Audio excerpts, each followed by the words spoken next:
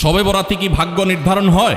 ভাগ্য নির্ধারণের রাতে যেন আমার ভাগ্যে ভালো কিছু লেখা হয়, তার জন্য কি আমল আছে? শবে বরাতে ভাগ্য নির্ধারণ হওয়ার কথা অনেক ওলামা ইকরাম বলেছেন, তবে লাইলাতুল কদর বা শবে কদরে ভাগ্য নির্ধারণ হওয়ার বিষয়টা অধিকতর বিশুদ্ধ এবং দলিল সমৃদ্ধ, এবং বেশিরভাগ ইমামদের মত সেটা, অর্থাৎ শবে বরাতে নয়, বরং ভাগ্য নির্ধারণ হয় কখন?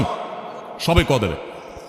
অনেক ওলামা ইকরাম সমন্বয়ের চেষ্টা করেছেন, কিন্তু বেশিরভাগ দলিল প্রমাণগুলোর দিকে তাকালে এবং বেশিরভাগ ইমামদের মত হলো, বড় বড় মুফাসসিরদের, ইমাম কুরতুবী রাহমাতুল্লাহ, বড় বড় তাফসীরবিদদের মত হলো যে মানুষের সারা বছরের ভাগ্য আল্লাহ নির্ধারণ করেন শবে কদরে। যাই হোক, যখনই আল্লাহ রাব্বুল আলামিন ভাগ্য নির্ধারণ করেন, বিশেষ শবে কদর ঠিক করেন, তার দলিল কি? কোরআনে কারিমে একটা সূরা আছে, নাম হলো সূরা দুখান, আয়াত নম্বর 3 এবং 4।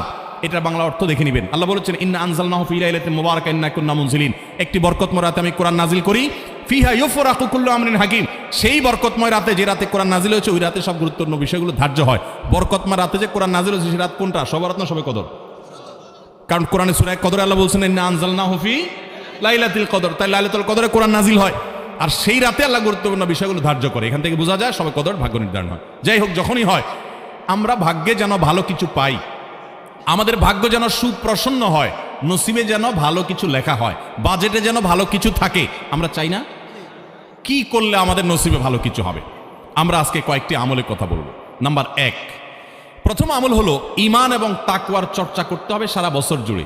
এক রাত্রে যায় মসজিদে কান্নাকাটি করে আল্লাহকে এটি দোয়া দরুদ করে একটু ভাগ্য ঠিক করে সারা বছর আপনি টোটো করে ঘুরে বেড়াবেন, এটা বোকার স্বর্গে বাস করার সমান।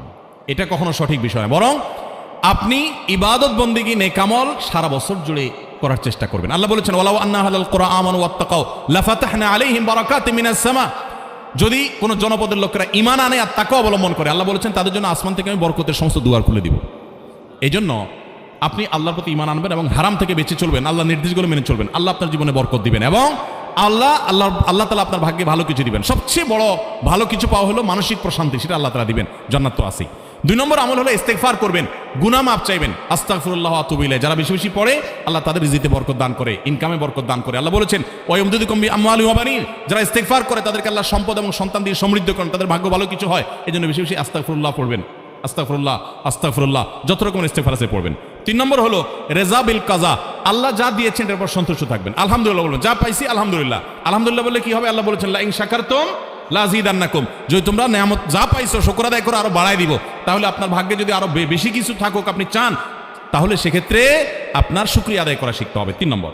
4 নম্বর হলো সাদাকা, দান সাদাকা, এটা বিপদ আপদ থেকে মানুষকে রক্ষা করে, মানুষের জীবনে বরকত এনে দেয়, এজন্য সাধ্য অনুযায়ী দান সাদাকা করা। 5 নম্বর হলো আল্লাহর কাছে দোয়া করা। কোন ভাগ্য আল্লাহ পরিবর্তন করে দেন দোয়ার মাধ্যমে, লা ইয়ারুদ্দুত তাকদির ইল্লা দোয়া, দোয়া এটা তাকদিরকে পর্যন্ত পরিবর্তন করে দেয়। কিছু কিছু তাকদির আছে পরিবর্তনশীল, এগুলো দোয়ার মাধ্যমে পরিবর্তন। এজন্য দোয়া করতে থাকে, আল্লাহ আমার নসিবের জন্য ভালো কিছু থাকে, মন্দ কিছু থাকলেও তুমি সেটা দূর করে দাও, দোয়া করতে থাকা, তাহলে ভাগ্যে ভালো কিছু পাবেন। এবং 6 নম্বর হলো আত্মীয়তার বন্ধন রক্ষা করা। বুখারীর হাদিস, নবী সাল্লাল্লাহু আলাইহি ওয়াসাল্লাম বলেছেন, মান সাররাহু আন ইউবসাতা লাহু ফি রিজকিহি আও ইউনসা লাহু ফি আথারিহি ফালিয়াসিল রাহিমা, যে ব্যক্তি চায় তার হায়াতে আল্লাহ বরকত দেখ, তার রুজিতে বরকত দেখ, সেজন্য আত্মীয়তার সম্পর্ক রক্ষা করে। চেষ্টা করব না ইনশাআল্লাহ।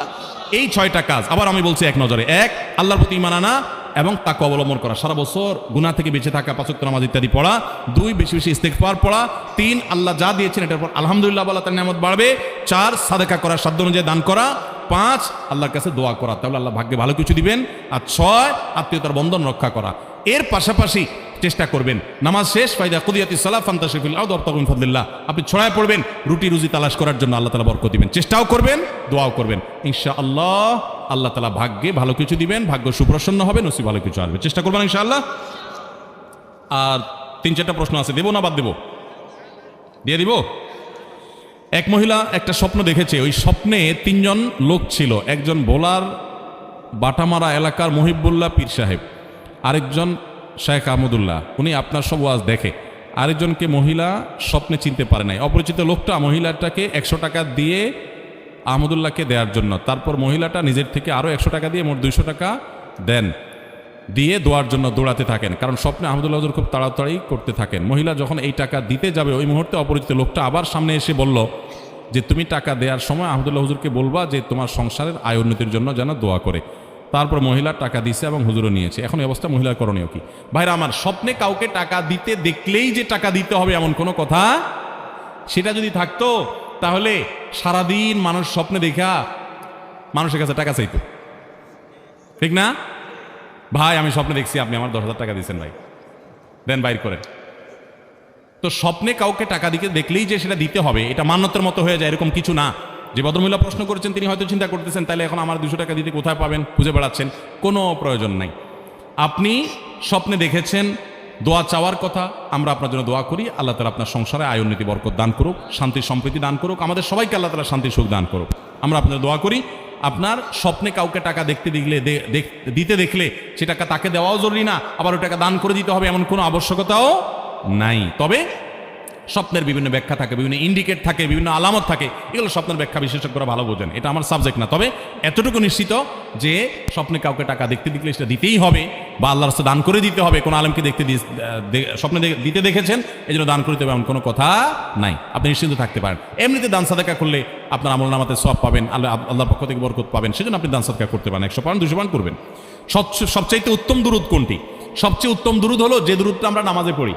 اللهم صل على محمد وعلى آل محمد كما صليت على إبراهيم وعلى آل إبراهيم إنك حميد مجيد اللهم بارك على محمد وعلى آل محمد كما باركت على إبراهيم وعلى آل إبراهيم إنك حميد مجيد। এটা হলো সবচাইতে উত্তম দুরূদ, নবী সাল্লাল্লাহু আলাইহি ওয়াসাল্লাম নিজে শিক্ষা দিয়েছেন। আর সবচেয়ে ছোট দুরূদ হলো সাল্লাল্লাহু আলাইহি ওয়াসাল্লাম। সবচেয়ে ছোট দুরূদ কি?